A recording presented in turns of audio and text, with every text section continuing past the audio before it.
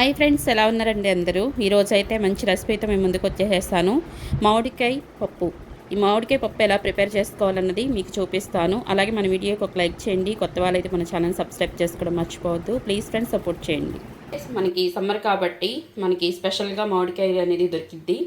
ఇప్పుడైతే ఈ మామిడికాయతో మంచి రెసిపీ మీకు చూపించేసేస్తున్నాను.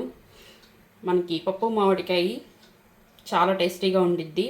చాలామంది పప్పు మామిడికాయ ఎలా వండుకోవాలో తెలియదు. కొన్ని రకరకాల ఇంగ్రీడియంట్స్ వేసేసి ఆ పప్పు మామిడికాయకున్న టేస్ట్ని పాడు చేసేస్తూ ఉంటారు. అలా కాదు, ట్రస్ట్ మీ, ఒకసారి నేను చెప్పినట్టుగా మీరు చేయండి. మంచి టేస్ట్ అయితే మీరు టేస్ట్ చేయగలుగుతారు. అంత బాగుండిద్ది. ఇప్పుడైతే నేను ఈ కప్పుతో కందిపప్పు తీసుకున్నాను. నేనైతే కుక్కర్లో ప్రిపేర్ చేస్తున్నాను. ఇప్పుడు ఈ కందిపప్పుని మంచిగా వాష్ చేసేసుకోవాలి. చూడండి, నేనైతే మంచిగా కందిపప్పు కడిగేసేసుకున్నాను. అలాగే మనం చక్కగా తరిగి పెట్టేసుకున్న మామిడికాయ ముక్కలు కూడా వేసేసుకుందాం. ఇవైతే సన్నగా తరుక్కోవాల్సిన అవసరం లేదు. మామిడికాయ ఊరికే మెల్ట్ అయిపోయిద్ది కాబట్టి నేను కొంచెం పెద్ద ముక్కల్లానే కట్ చేసుకున్నాను. ఇందులో ఇంకా చింతపండు అనేది వేయాల్సిన అవసరం లేదు. ఎందుకంటే మామిడికాయ చాలా పుల్లగా ఉండిద్ది కాబట్టి ఆ పులిపై మనకి బ్యాలెన్స్ అయిపోయిద్ది అనమాట. ఇప్పుడైతే నేను టెంకితో సహా వేసేసుకుంటున్నాను. మీకు ఇష్టమైతే టెంకి వేసుకోండి, లేకపోతే లేదు.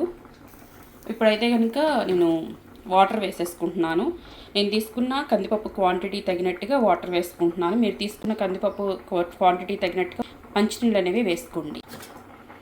ఇప్పుడైతే మనం మంచినీళ్ళు వేసేసుకుందాం. మనకి కొంచెం వాటర్ ఎక్కువే పడతాయి, ఎందుకంటే పులుపుకి కందిపప్పు అనేది ఉడకాలి కాబట్టి. నెక్స్ట్ పసుపు వేసుకుందాము. మంచి కలర్ఫుల్గా ఉండడానికి పసుపు అనేది చాలా హెల్ప్ చేస్తుంది. కారం, మీరు తినే స్పైస్ని బట్టి కారం అనేది వేసుకోండి. నేను తినే స్పైస్ని బట్టి కారం వేస్తున్నాను. మనకి పులుపుకి తగిన కారం ఉండాలి, అప్పుడే మనకి పప్పు అనేది చాలా టేస్టీగా ఉండిద్ది. మనకి మామిడికాయ పులుపు అనేది బ్యాలెన్స్ చేయాలంటే కొంచెం కారం ఎక్కువ వేసుకోవాలి. మీల్స్ మ్యాజిక్లో మంచి రెసిపీస్ అనేది చేసి పోస్ట్ చేస్తూ ఉంటాను. తప్పనిసరిగా మన వీడియోకి ఒక లైక్ చేసి కొత్త వాళ్ళైతే మన ఛానల్ని సబ్స్క్రైబ్ చేసుకోవడం మర్చిపోవద్దు. అలాగే ఇప్పుడు మనం ఆయిల్ వేసుకుందాం. చక్కగా నేనైతే టేస్ట్ కోసం ఒక 2 టేబుల్ స్పూన్ ఆయిల్ వేసుకుంటున్నాను.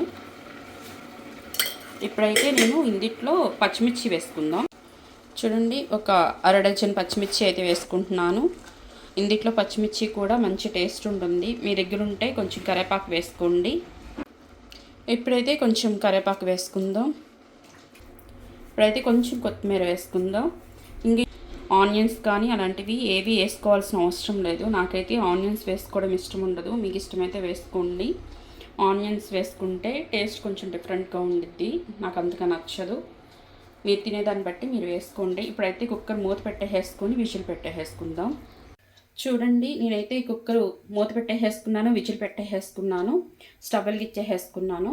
ఇప్పుడైతే తప్పనిసరిగా నేను 10 విజిల్స్ వచ్చే వరకు ఉడికించుకుంటాను. నాకేంటంటే పప్పు మొత్తం మెత్తగా ఉడికిపోవాలన్నమాట, పొలుకన్నది లేకపోకుండా.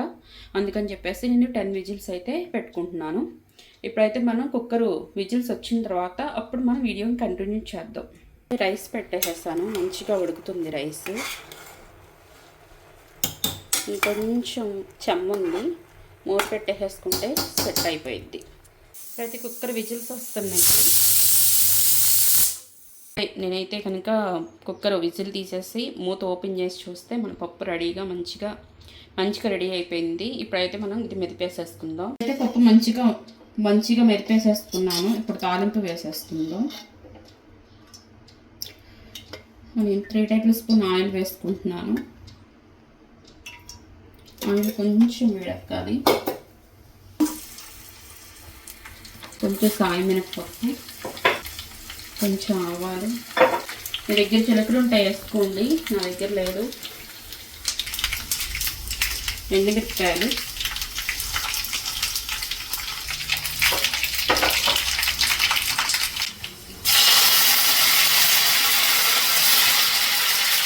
కరివేపాకు. మంచిగా తాలింపు వేసేసుకున్నాము.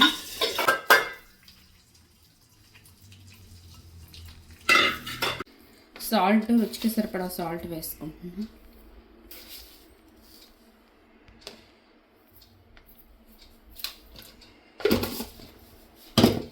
ఒకసారి కలిపేసుకుంటాం. మనకి పప్పు మామిడికాయ రెడీ అయిపోయింది చూడండి, మంచి కలర్ఫుల్గా రెడీ అయింది. ఈ వీడియో నచ్చితే లైక్ చేయండి. కొత్త వాళ్ళైతే మన ఛానల్ని సబ్స్క్రైబ్ చేసుకోవడం మర్చిపోవద్దు. ప్లీజ్ ఫ్రెండ్స్ సపోర్ట్ చేయండి. Thank you for watching.